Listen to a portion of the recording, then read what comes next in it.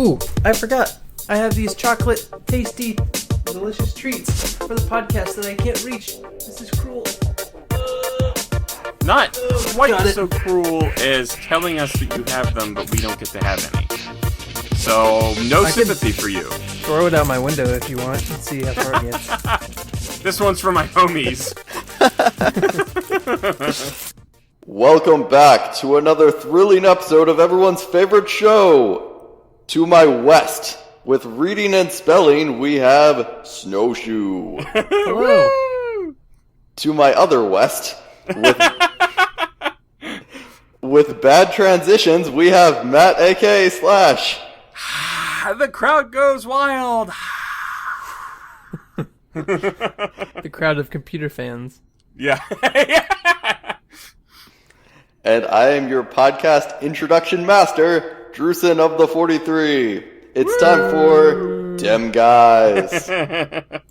Nicely done. I like that. I'm going to add some reverb to that, I think. That was my favorite. I was actually going to ask if you could add some echo to that. Yeah, I think it requires it. It would be... I think I could actually be charged with a misdemeanor if I didn't, in some jurisdictions. So...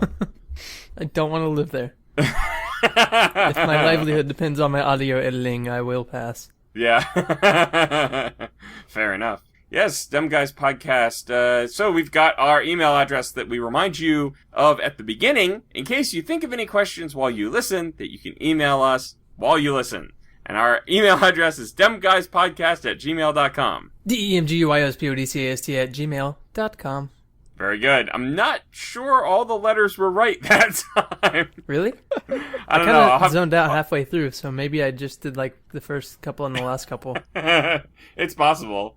People will get the gist. Maybe. We're also on Twitter at demguyspodcast. At DEMGUYSCP. Nope. LRSTLNE. MOUSE. Fantastic. Oh, man. Yeah. So, here we go. It is hot. I'm going to start by talking about the weather. How hot is it? Pennsylvania. It is so hot that it sucks to not have a working air conditioner. That's just marginally hotter than room temperature. True enough. Actually, our weather station claims, the outside sensor for that claims that it got up to 94 at our house. I'm not sure that it got quite that hot, but it was definitely uncomfortable. But the humidity was about there as well, like 94%. So it's sticky and muggy and gross, and I don't like it. That's kind of ridiculous. Yeah. Mine says 84 outside right now, but I'm not sure I believe that. And that's the hottest it's probably been all year. Yeah? Not too shabby. It's I supposed would to cool say down probably... later this week, though, so... Okay. I'll survive. But I have the light.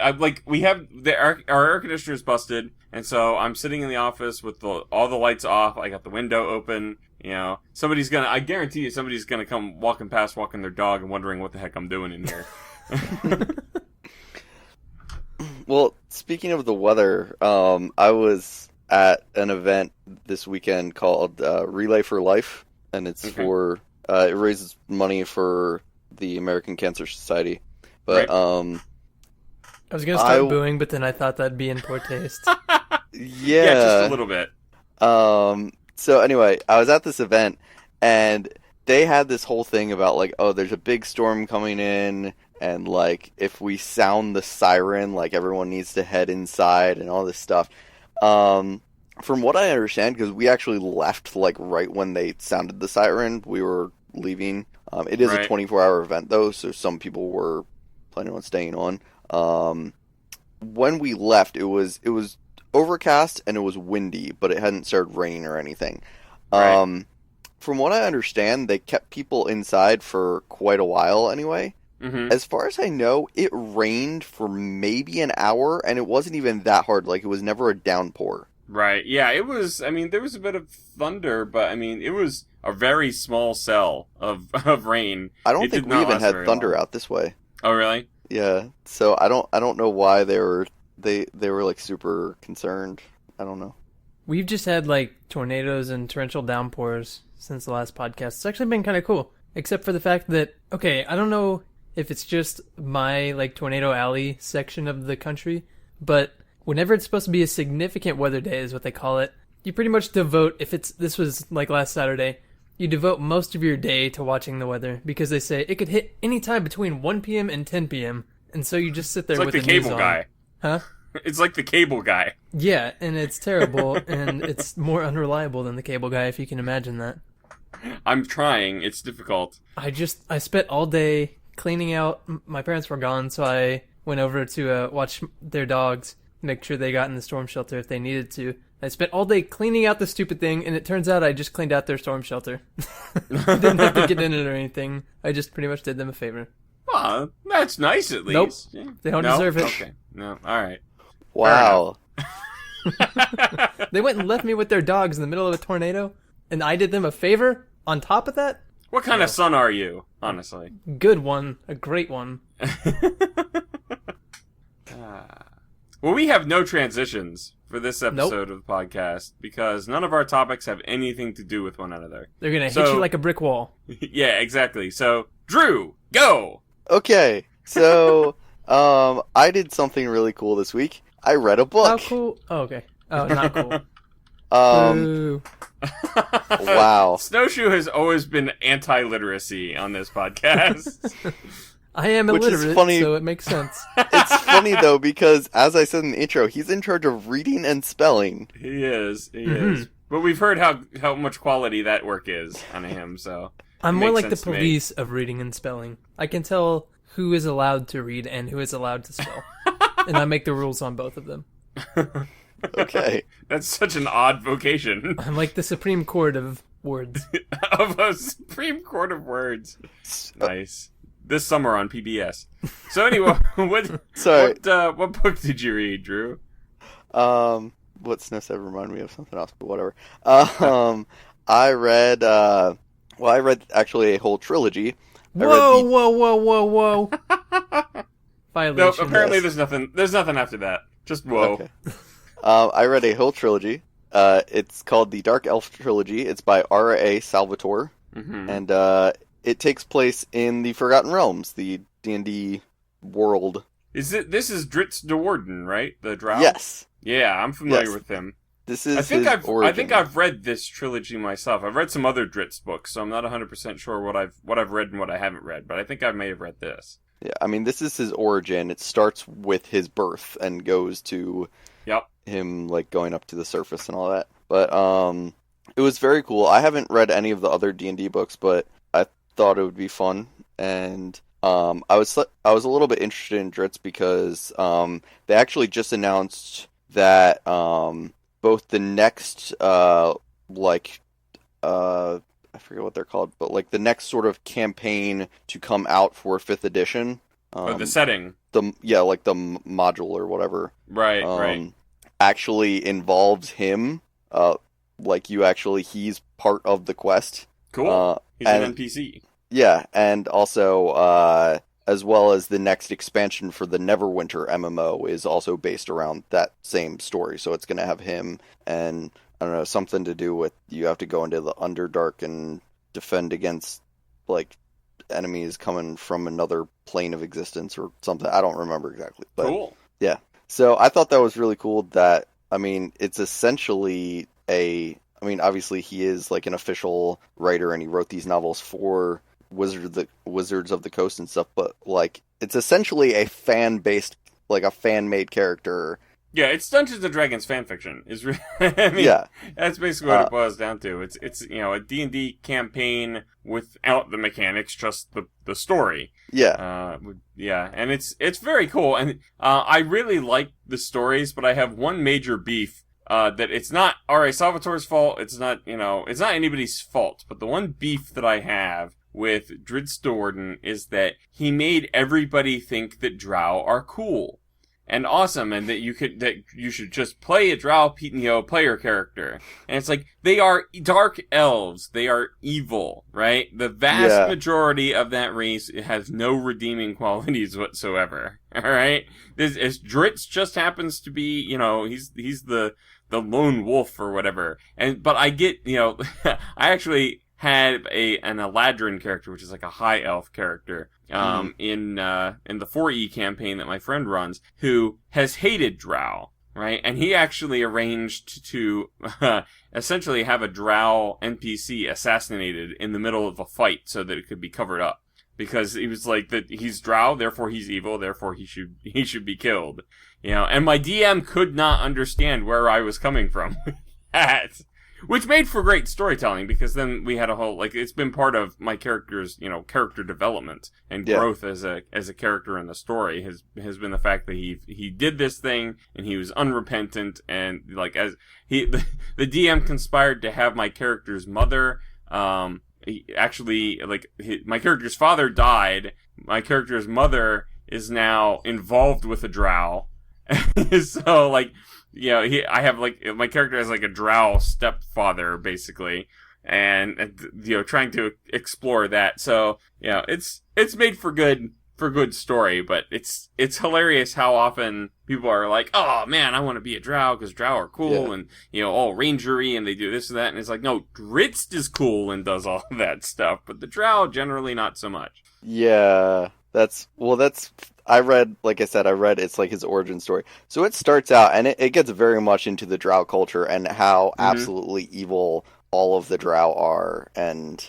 yeah, it's very well done. I mean, it's one of the most fantastic, you know, in-depth looks at the stuff that's in the game. You know, I mean, there's stuff that's in there that he gives very good treatment to that you would, at the table, probably not think a whole lot about. Like the little figurine for the Panther, you know? The fact that that's like, you know, it would be a thing that a guy could, you know, obtain as a treasure item somewhere in a D&D campaign and just think like, okay, I throw out this panther and it does stuff, right? But there's like, Dritz, develops a relationship with this panther, you know, and it's like, you know, and it's really built upon very nicely, and you believe all of these things that are, when they come up, if you've played D&D, you recognize it, okay, this is definitely like a mechanical thing from a D&D rule set. Yeah. But you still buy into it as being a thing that in that universe, you know, that's part of just their life. They are aware that these artifacts exist and some people have them and can use them, and, you know, it's just that's the way of life for them, and it's very cool. It's treated very well. So I'm glad that you read those, because I highly recommend you find anything else by him too, because he does a fantastic job. I think I have like 7 or 8 of those books. Yeah, I definitely want to keep reading more, because the other thing is I haven't read read straight through a book in a very, very long time, because I've just been so distracted by YouTube and video games for the last couple of years. Right. And so I got this book and I started it, and I got so into it that I read the whole trilogy, which, I mean, it's about 800 pages. Like, I have it in a single book. It's about 800 pages. I read it in 3 days, which... some people, that's insanely fast. For me, I could have done that a long time ago, but it's been such a long time since I've read straight through a book that it felt very fast to me, and I enjoyed it immensely. Yeah, so that's cool, man. I wish I had the time to just sit and read books like that. I used to. You know, back in the day, I could tear through, you know, a book in a day and not, you know, blink. But it's pretty tough with the 3 kids now. Yeah. I mean, there was a book I got for Christmas last Christmas, right? Christmas 2013. And I've read a chapter of that. So that's about the pace that I manage to maintain these days. See, at least you're not as bad as I am, where I downloaded this book, and it's called The Black Banners. And it's about 9/11 and kind of like the backstory of 9/11 and all of the, I don't know, the terrorist factions and everything. But the only time whenever I actually feel like I want to read is when I'm on an airplane. And that's the only book I'm currently reading. So it's kind of like not appropriate. Oh, and I'm really hoping people aren't like looking over my shoulder.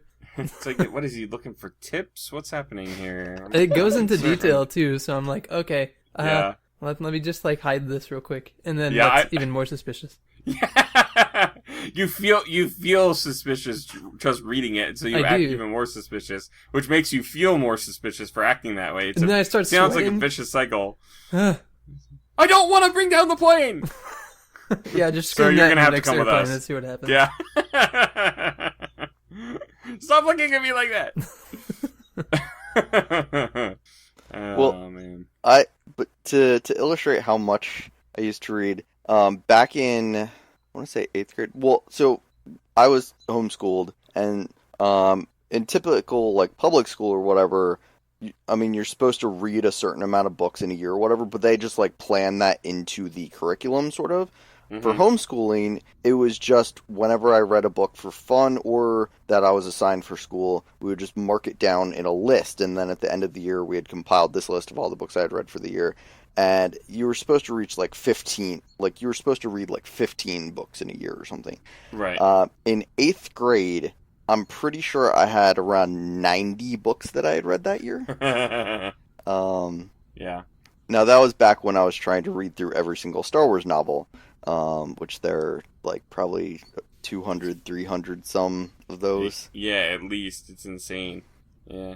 I don't know. Yeah, my son's like that too. He's a voracious reader. He'll read, like, he'll go to bed and then he'll lay there for like an hour, hour and a half just reading, you know? Yeah, I did that with the Dark Elf trilogy. I stayed up till like 2 a.m. one night. Yeah. But for a day job, I could do that too. Well, moving on then. Next wall topic. number 2. Yes. Also, my topic. We don't have any topics from Snowshoe this week. I don't know what to talk about. Like, E3 is coming up and stuff, but it's really far away still, and I don't know. Nothing's happening. There's so much lull. It's like Christmas is coming up too, you know. Yeah. But You know? There are, speaking of E3, there are educated guesses that Bethesda is going to be revealing Fallout 4 at E3 this year. So, What do you mean by educated? like, they have some evidence. It's not proof that they're revealing it, but they have some evidence and Gamer like, ninjas snuck into Bethesda and saw first drafts of the presentation. Fallout 4. I mean, Fallout 4 has been rumored that like they're working on that for years, but I watched a video where they actually like analyzed the data, and like Bethesda, for the first time ever, Bethesda is having like a conference or whatever at E3, and it's like they pretty much wouldn't be doing that unless they were revealing something big. Skyrim 2. Well, you realize Skyrim is the Elder Scrolls 5, right? Yeah, but So the Elder Scrolls 5, 6, 2. Skyrim 2. Just like I our follow questions. that. Yeah. But anyway, yeah, they said it's more likely, especially like because Elder Scrolls came out more recently, it's more likely that Fallout would be the next one instead of Well, yeah. instead of They're Elder still Scrolls. getting tons of play out of Skyrim. I don't know why I kept trying to say Skywind. That's the Morrowind mod. Skywind. Skyfall. But then, I guess, somewhere, which this, once again, it could be faked or whatever, but they analyzed why it had credibility and stuff. Somewhere, apparently, this guy had on, like, his LinkedIn profile or something, he had that, like, one of his projects was that he got hired to work on, like, the Fallout 4 cinematic trailer or something.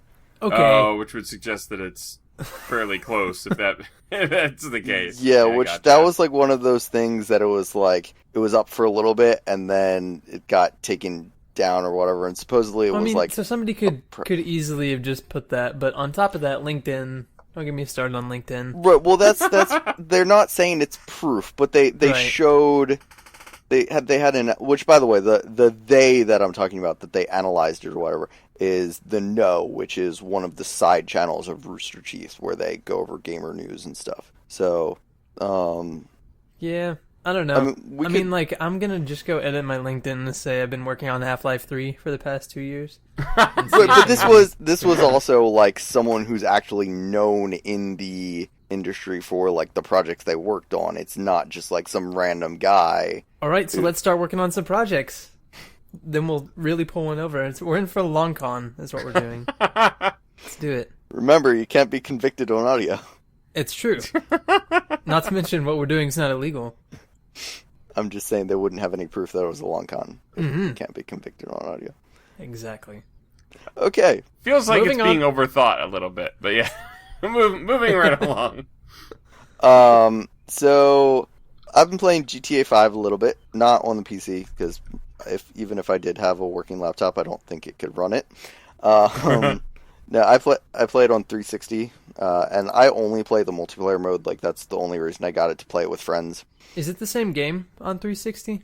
What do you mean? Is it the same game? Well, it's actually okay. Portal 2 when you play it on the 360. So my fiance for Valentine's Day bought me NBA 2K15. Actually, was it Valentine's Day? I think it was. But I don't have a PS4, so she bought it for me on PS3, and it is not the same game. It is NBA 2K14, just with a new number on it. And I gotcha. It's really annoying, because they spent all their time developing for PS4 and didn't do anything with the PS3 version. They didn't spend any time, like, converting it. I don't know what you do. Porting it? I don't even know if you port it. Okay. Sorta, yeah. I don't know how much of a difference there is between the two consoles, but yeah, it would basically be porting it. It was the exact same game as 2K14, and it was really annoying. Okay. Huh. So, but is GTA not like that? It's actually, I guess you wouldn't know. I mean, it is, as far as I know, it's exactly the same, like, the storyline and everything. Yeah. And the multiplayer. But the main change, is that it's so much... Well, so first of all, when it came out on the Xbox One as compared to the 360, even right there were changes. The graphics were better. They had the first-person mode, which 360 doesn't have. They added wildlife into the multiplayer. In the single player, you won't encounter wildlife as you run around the map. Like, there's not sharks in the ocean. There's not dogs in the streets, like There's stuff like that. ocean? There's no birds in the sky.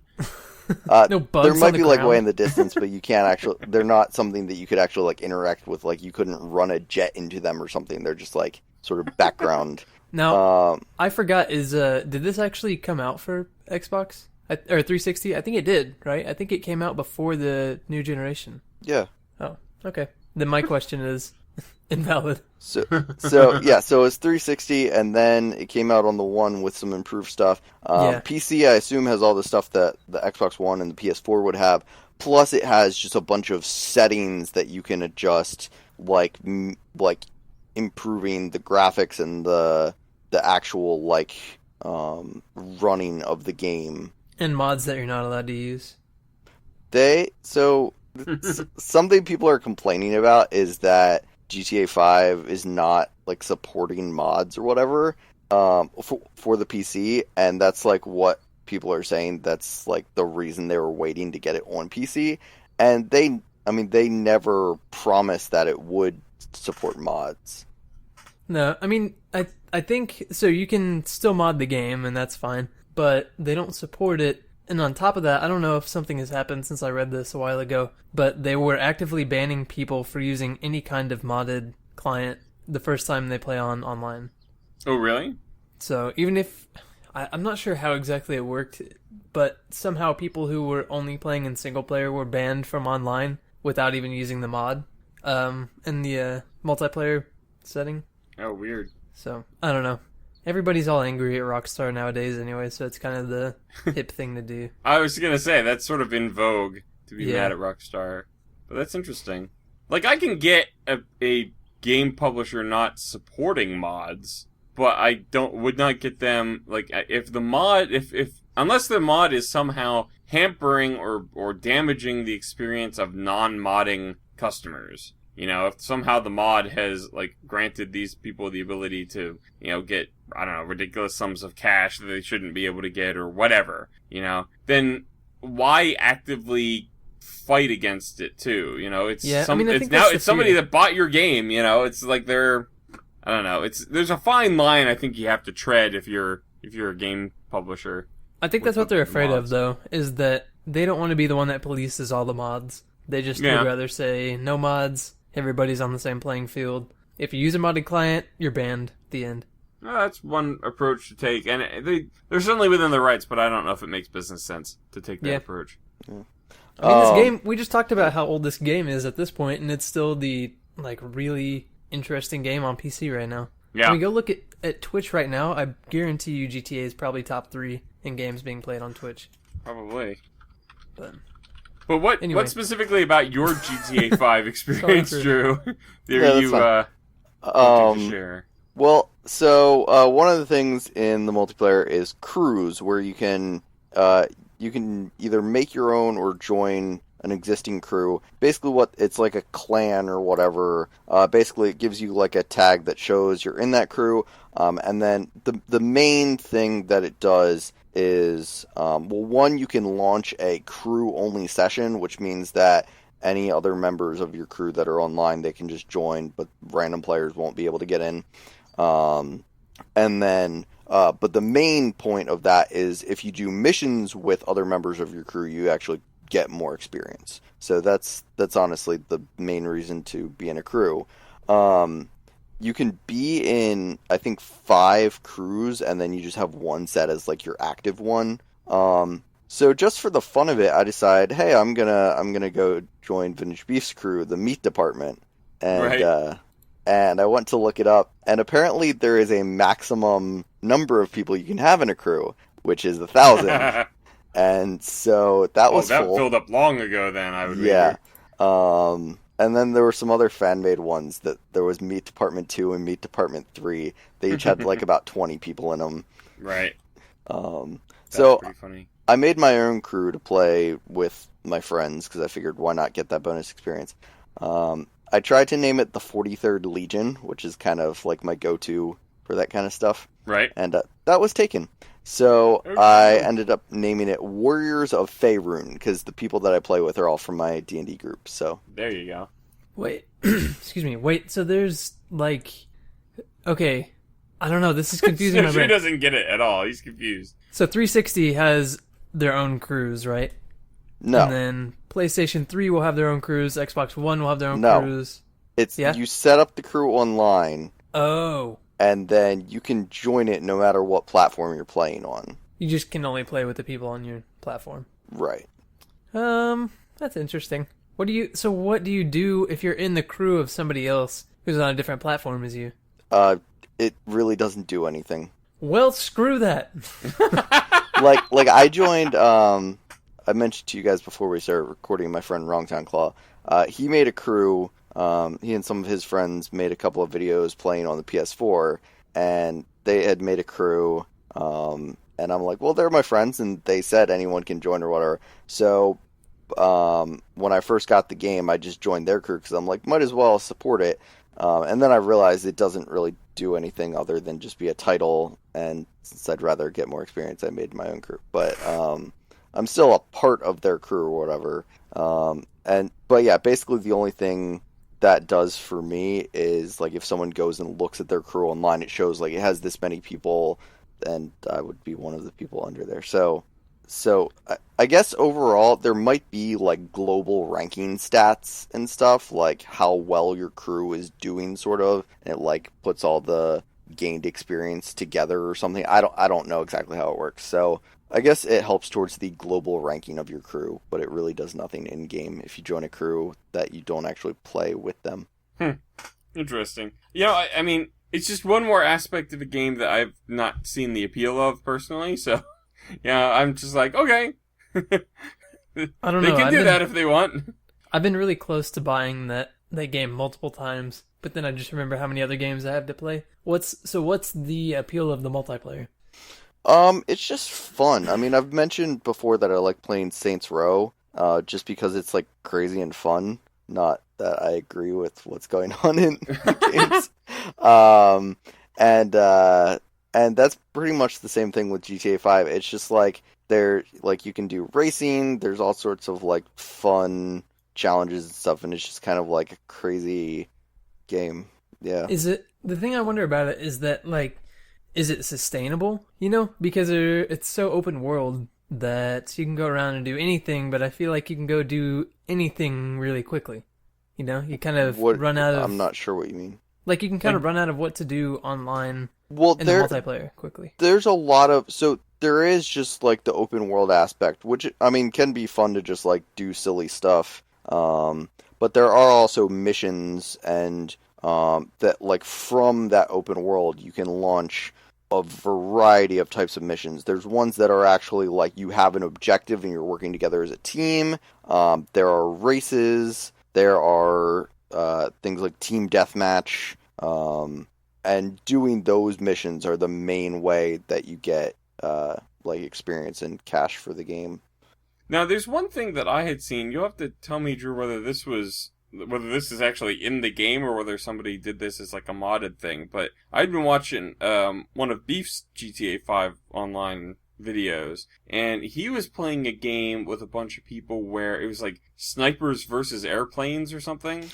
Okay, so one of the things you can actually do with the multiplayer, which I haven't gotten into at all, and I don't know that I ever will, you can create your own maps and game types. So Rockstar already like put a bunch in, and then you can make, using their base model, so like you could do this in Halo too, that you could make maps and you could make game types and stuff. They have that in GTA where you can set up like, this is the base, the core of this game is a deathmatch or a race.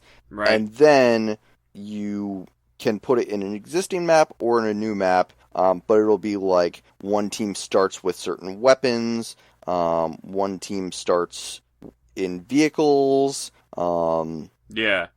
Because the concept behind this one was they had put, like, it looked like a bunch of, like, shipping containers that they had stuck floating in midair. And the one team was up there, and they had access to, like, sniper rifles and other kinds of weaponry. And then the other team was down on the ground on an airfield, and they could jump into airplanes and stuff. And, you know, basically their job was to try to attack the people on the shipping boxes that were floating in midair, while the guys on the shipping boxes were trying to take them down with sniper rifles and rocket launchers and stuff like that. Yeah. And that was the first gameplay that I had really seen of GTA that I was like, you know, this I think I would actually enjoy doing. There's plenty of stuff that I've enjoyed watching, especially when it's like, you know, B-double-O and Pungence and Generic B doing crazy stuff. But that was the first one that I was like, you know, this is actually something that I think I would have fun playing, that particular map. So it seemed like it was a modded thing, but it sounds like they give you the capability of doing that to a certain extent. Yeah, they have a creator thing. That definitely was not modded. Gotcha. What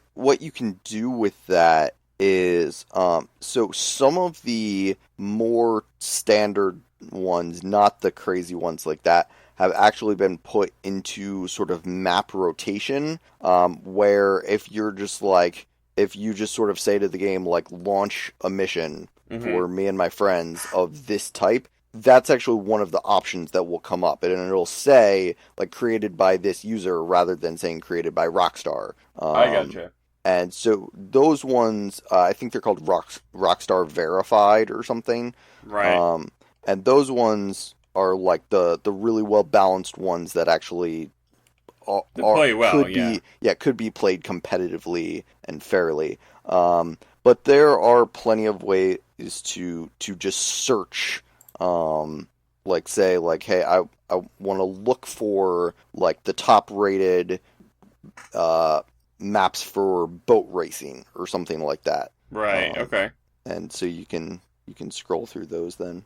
That's cool. I like that. I like the fact that that's something that they had the foresight to include as a capability of the game. When a lot of people have recreated game types that they didn't bring over from GTA 4, there are two game types which I've seen the Rooster Teeth people play, that then they played the remade versions in GTA 5. The first one is called Cops versus Crooks, and it's just two teams, and it's literally I think the crooks have to get to an objective, and the cops just have to kill them all before they get there, or kill the boss or something. I guess in GTA 4 it was kill the boss. In the GTA 5 version, it's just they have to eliminate the team before they get to their objective or something like that. So gotcha.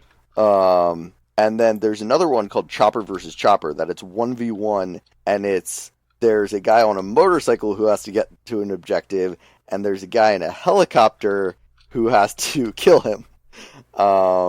So that's interesting, because the guy on the motorcycle has to like take all sorts of like interesting paths and try to like hide in alleyways and stuff to get away from the helicopter. Right. So, yeah, that seems pretty cool, actually. I like that concept. I want to buy the game so bad. We've been advertising it so heavily. I know. I still have to play Shadow of Mordor. Like, I bought that game and I haven't even touched it. So I feel like I can't buy another AAA game until I at least go play that one. I will tell you, for Shadow of Mordor, no spoilers, but at a certain point, you get an ability that is just like really fun to play around with. I recommend playing around with that a lot because that's basically all I did when I got that ability was I went around using that ability instead of continuing in the story mode. And I'm glad I did that because the story actually ends soon after that. And then once the story ends, it's like, well, I beat the game and I could keep doing stuff, but there's not much point to it. Like, it just becomes an open world with no real objectives. Like, there are still little side missions and stuff you can do that upgrade your weapons and stuff. But, like, the story's over. You won. So yeah, that kind of, it did seem to sort of end abruptly when I finally was like, oh, I'll go ahead and play this next mission, which... Yeah, that's not the worst, though, because would it have been something that you think was game-breaking? What do you mean? Like, okay, Saints Row has some game-breaking abilities you can get, where you can just fly around. Oh, Saints Row 4? Yeah. I mean, it's actually, it gives you something that's required to do sort of to complete the game. Like, I mean, if you don't mind, I can tell you what the ability is. It's not like... I'll report back next podcast and then we'll talk about it. Okay. But yeah, no, it's not game breaking. It's actually something you're supposed to do to, but it's kind of optional that it's like you could just continue, but your odds of beating the last mission or the difficulty level of the last mission actually goes down if you do it more. So cryptic. I will find out what that means in the next episode. This sounds like Snushy now has some more motivation to actually play this game. That's I know. Sitting on a shelf for who knows how long. I know. I had another couple of games that I played this week that I just started was Uncharted 2, like we were talking about, and which looks fantastic. The only thing about Uncharted that I wish were a little less grindy were I really don't just like fighting off hordes of enemies in games. Mm-hmm. Yeah. I like kind of weaving my way through things, and especially because Uncharted, you don't have the ability to stealth kill the guys. Like, it's pretty much you are supposed to shoot them, and if you try to stealth kill them, then they will all get alerted and you'll die pretty quickly. Yeah. I know, because I tried. But yeah, I mean, I don't know. I don't just like hiding behind cover, popping my head out, getting a headshot, going back down, and then doing that over and over. But yeah.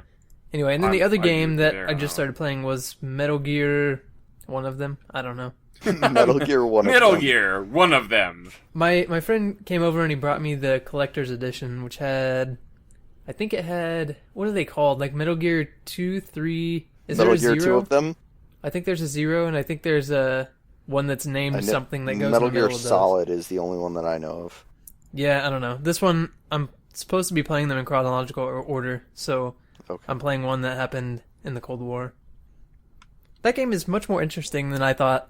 I mean, like, it's much more differenter than any other game of that type. Like, Splinter Cell is all very serious, but Metal Gear is, like you were saying about, what was it, about Ghost Trick?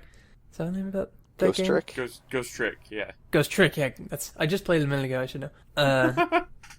It's very Japanesey. Like, the Ocelot guy, I think was his name, just walks around and makes meowing noises, and you're like, what the heck is this guy doing? Is this really a bad guy?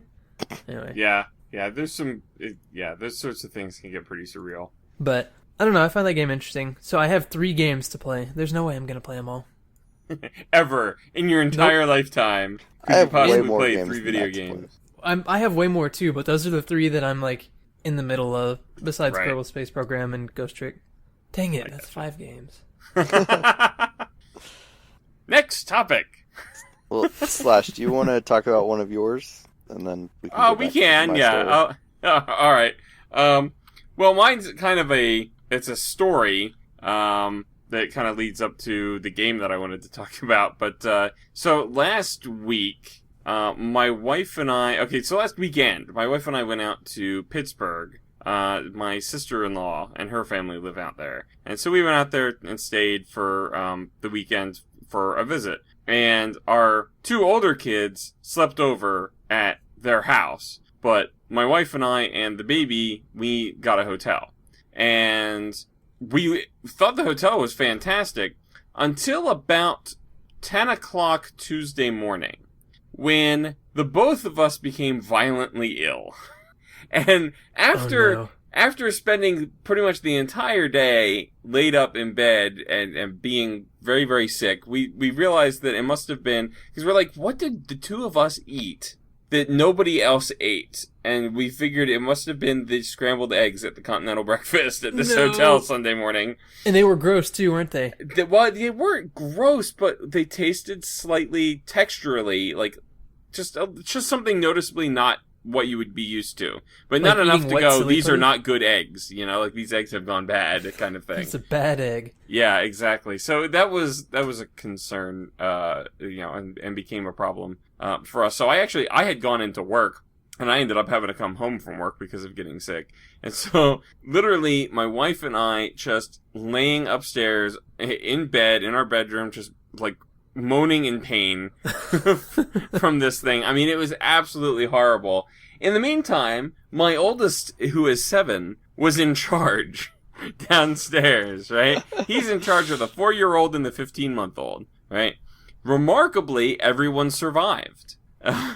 Which, we weren't super concerned about that, honestly.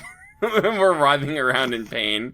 We figured everybody would live, but that was about all that we really needed to worry about at that point. But he actually did an amazing job. I was really impressed with him for his age, how well he was able to handle the situation. Because apparently the baby got into some butter spread that had been out on the table from breakfast. Like that thing had to have been at least 2/3 full, and it was about a quarter full whenever I looked at it the next time. So and apparently he had gotten into it and was got really messy. And my oldest cleaned him up.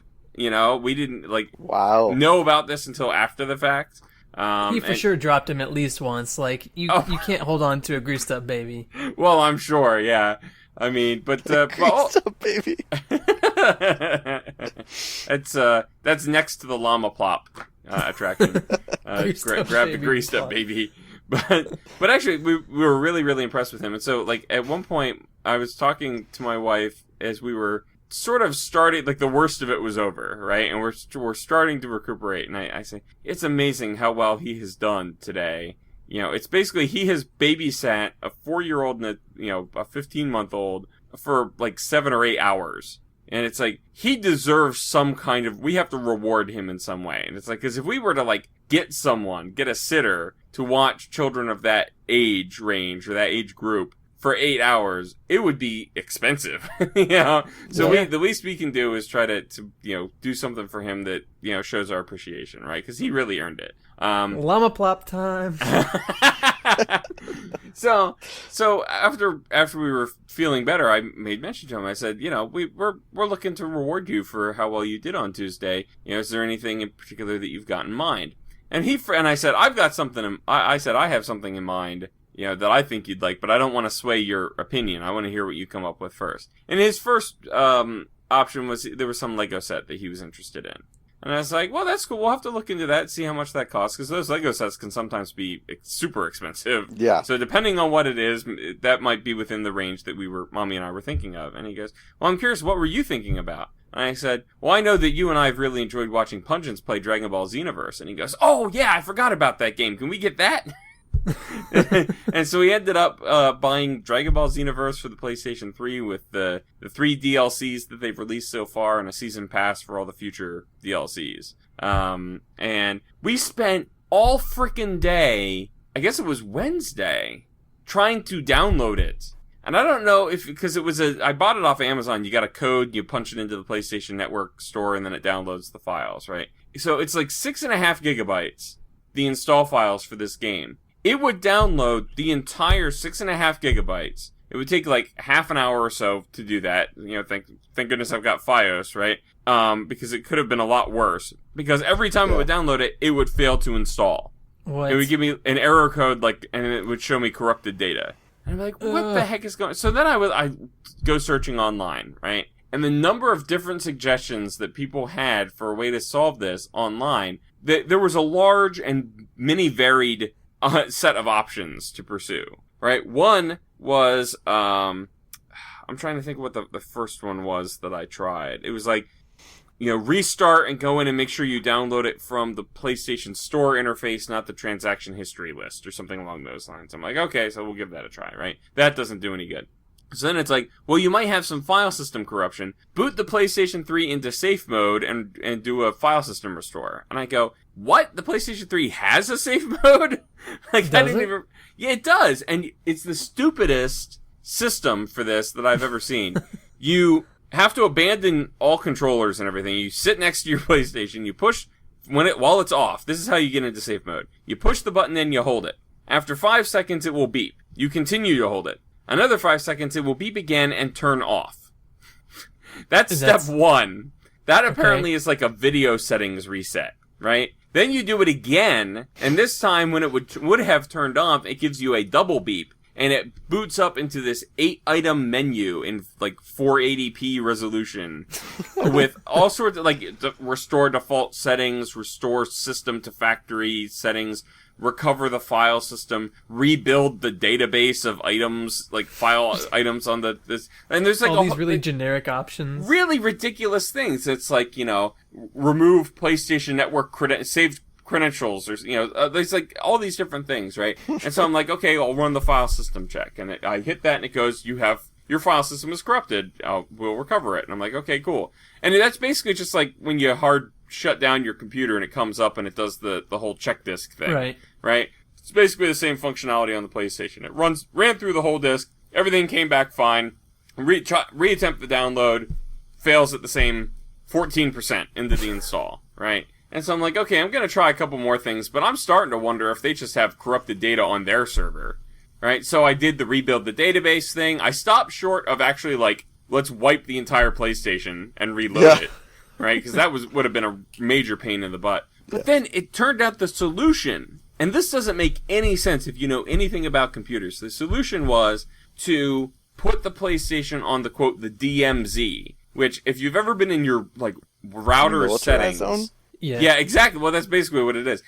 A lot of routers will have a setting that if you go in, you can put, your local computer or whatever on the network, you give it a particular IP address, like 192.168.1.5, right, is my PlayStation. And then you put that into a field in the router, and that basically tells the router that try sending everything there first. If you don't have a rule for it that it's supposed to be port forwarded elsewhere, that's where it goes. But it already downloaded it. Exactly, as opposed to being firewall protected. Well, apparently, they don't have very good media validation on these downloads, because once I did that and re-downloaded that 6.5 gigabytes for the umpteenth time, it installed perfectly fine.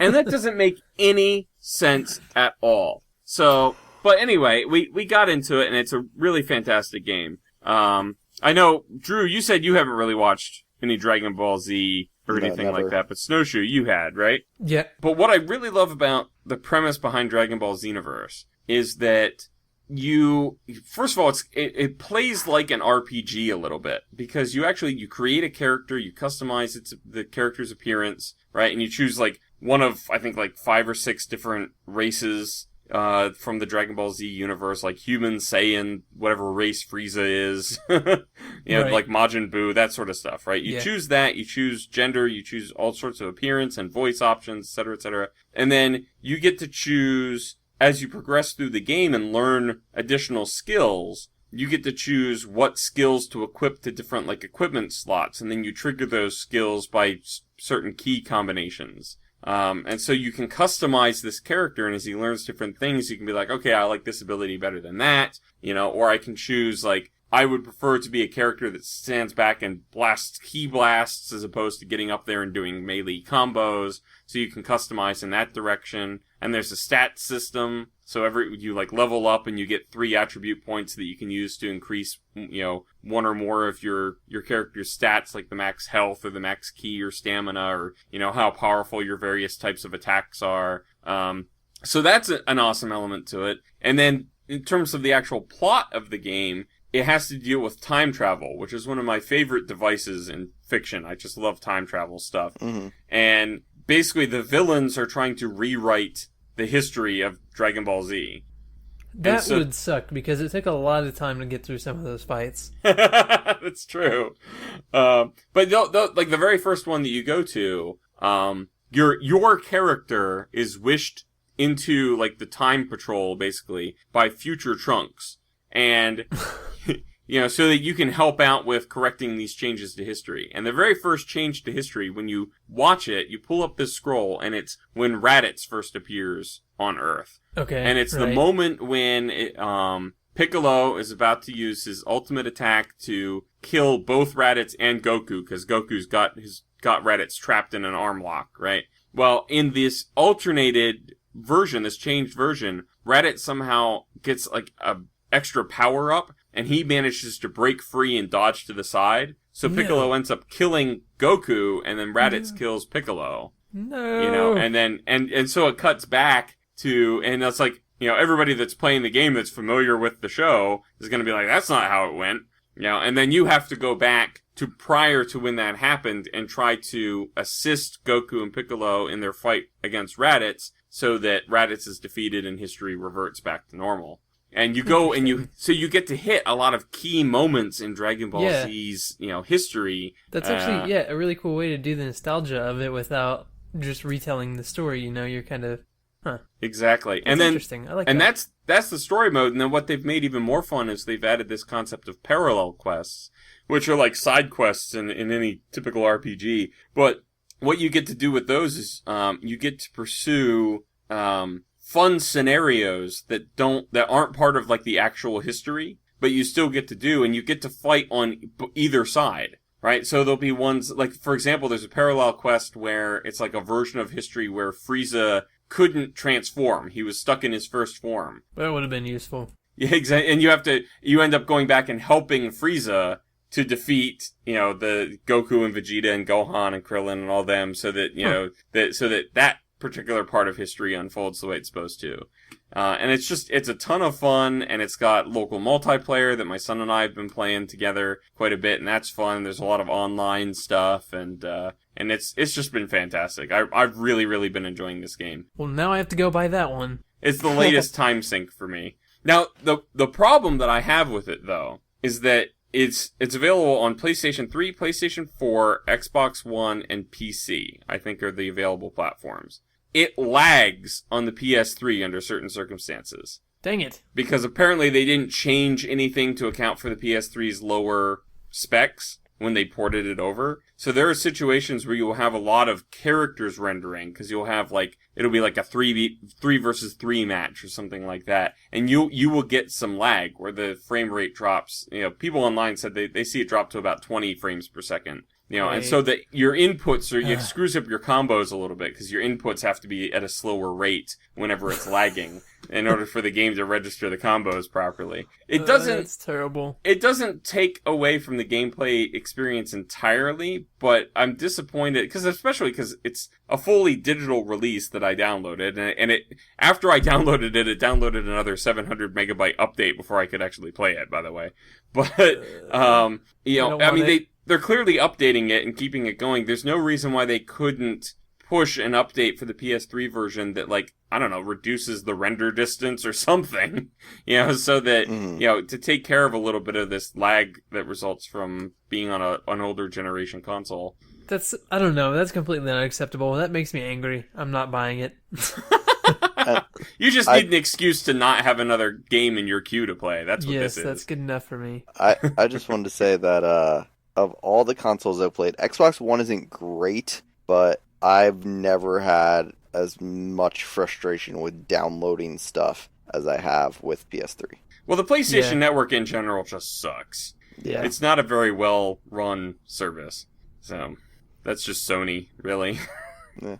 But yet, somehow, I continue to deal with them and let them, walk all over me in exchange for a handful of games that I really like.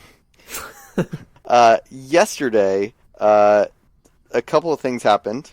First of all, the House of Wolves DLC for Destiny just came out. And I don't have a lot of details about it, so that's why I didn't have it as a full topic in our discussion. But yeah, it's the second massive update to Destiny, and there's tons That's why people are playing of it new more. content.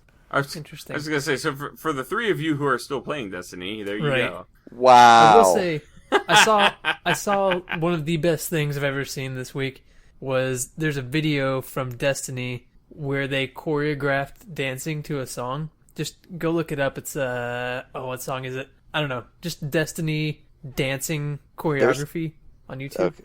So good. I was going to say, there's probably a lot of dancing videos from Destiny, but whatever. Really? Yeah.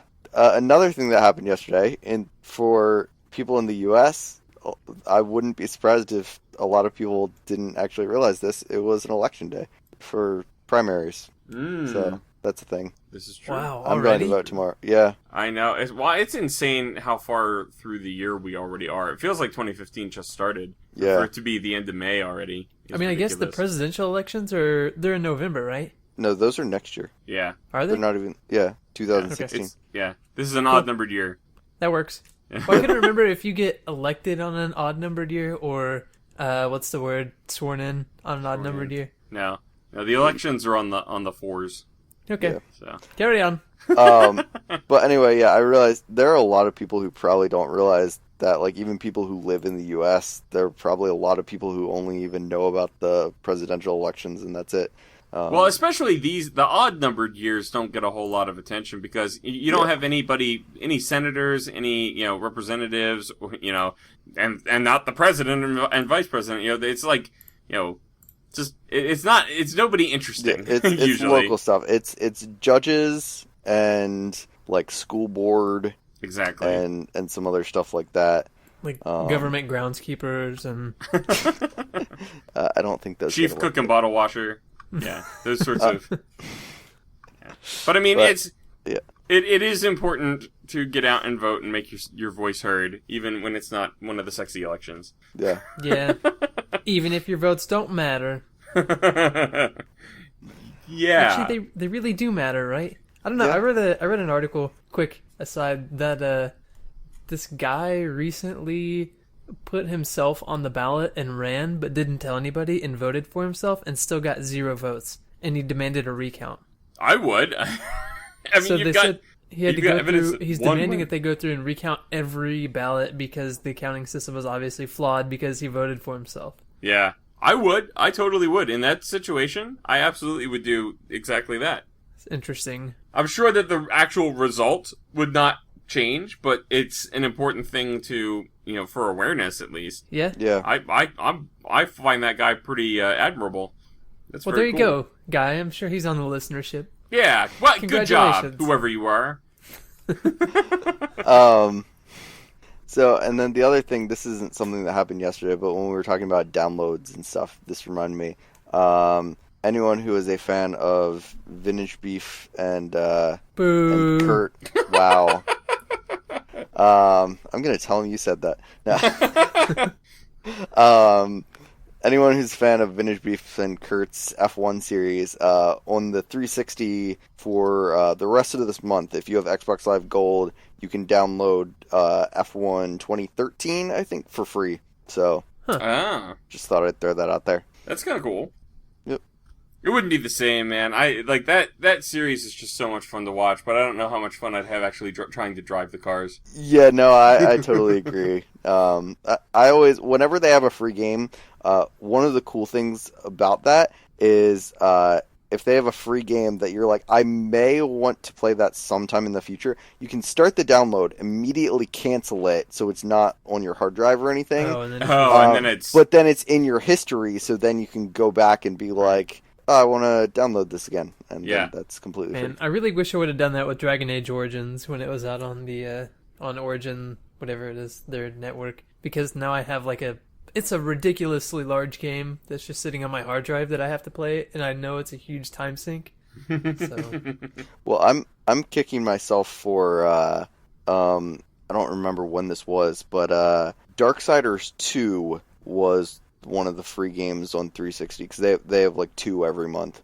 It was one of the free games on the 360, and I looked at the description and I'm like, I don't know if I'd be into that game. And then probably like a month later, I heard someone talking about Darksiders 1 and how awesome it was, and I got it. And I haven't beat it or anything yet, but I'm like, I just had a chance to have the sequel for free, and now it's like $20 or whatever. So That's the worst. yeah. Time for questions. Time for questions. Wow. This round of questions is formatted even more peculiarly. Yes, I wanted to see. Poor Snowshoe has a whole set of trouble with the with our podcast agenda formatting, the way that the list formatting was. I decided I'm going to change it up and see if he can handle the formatting this week. We'll keep going until we find one that either you can master or that thoroughly confuses you to the point where, I don't know, you have an epileptic fit or something. I don't know. Well, let's start off with question 8.1. From A Million Monkeys, he says, if you could bring one dead person back for a week, either through time travel or a high-level resurrection spell, who would you bring back to life and why? I'm glad he said back to life, because the first part was just like, if you want to hang out with a dead person. If you could just grab a corpse from somewhere and have it laying around for a week. I'd rather not. Yeah, that's doesn't seem. So it could be a celebrity too, right? It Or could does be it have to anybody. be somebody that would want to hang out with you? Well, I'm sorry. I wanted to point out he's clearly like we play D&D and he plays Right, that. yeah, I So noticed that too. The high level resurrection spell. I just thought that was really fun. Not through like some new scientific technology, but Right. no, Clearly magic. Yeah. yeah, And not just general magic, but a high-level resurrection spell. yes. Okay. We're not talking like gentle repose here, people. We're... So I guess this isn't even talking about like hanging out with the person, it's just bringing them back to life. Well, I find the 1 week time limit to be an interesting thing. Like, I can't think, I don't know that I could. I don't know that I could name a single person, either someone that I knew personally or someone that it's just like, hey, here's some, person in history that I think it would be cool to talk to. Because how cruel is that? It's like, hey, welcome back to life. You got 1 week, and then then you're gonna die again. Let's just say there's a lot of people, if George R.R. Martin decides to die before the Game of Thrones books are finished. Oh yeah, I'm sure top of he'd the be list top for of a the lot of list. people. Yeah. That's pretty funny. I don't know. I mean, I think my cat has an answer. Hang on. Nope. Oh, yeah? Okay. Yeah. She says we should bring back Abraham Lincoln because then he would see what these times are like. Yeah, I don't know how pleased he would be. He may not be pleased, but Yeah. you know how crazy it would be to bring him back and be like, dude, now all the black people are free thanks to you. Right. And their That'd be lives crazy. still suck in general. He'd be You're like, still gonna die in a 150 week. years and this is all the more progress you guys have made? Yeah. Criminy. I do have an answer. Oh, let's hear. Who would Drusen of the 43 bring back to life for a 1 week period? Person of the 42? His predecessor.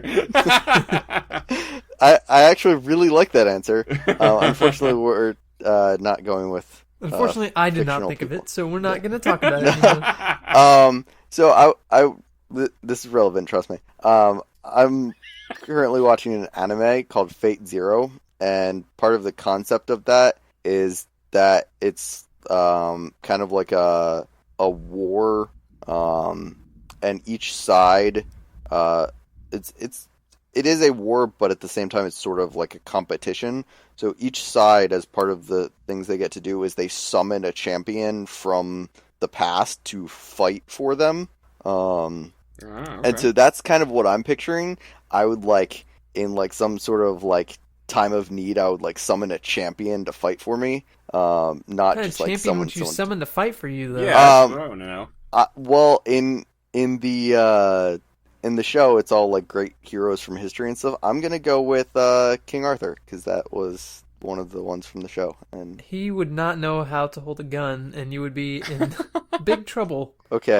I don't know that you would necessarily have King Arthur do the fighting. I think you'd have him you'd bring him up to speed on some of your tactical capabilities and set him to work in front of a battle map, planning Okay. out your offensive. Either way, I think it'd be cool to have King Arthur or Robin Hood or someone like that. Someone who's kind of a mythic hero that Right. probably that person like the stories that we have of them aren't necessarily true, even though that person probably was a real person. Like, we don't have the exact history of them, so.